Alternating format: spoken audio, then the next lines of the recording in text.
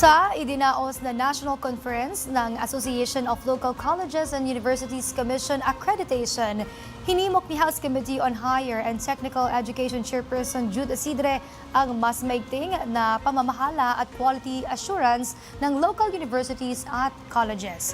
Binigyan diin ni Isidre na ang higher education ng pundasyon ng future workforce ng Pilipinas at susi sa pagpapalawak ng access sa edukasyon sa mga lalawigan.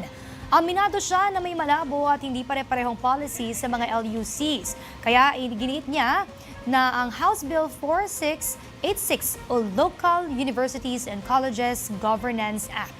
Layo ng batas na ito na palakasin pa ang governing boards at may align sa National Quality Assurance System bilang bahagi ng 10-point higher education agenda ng komite.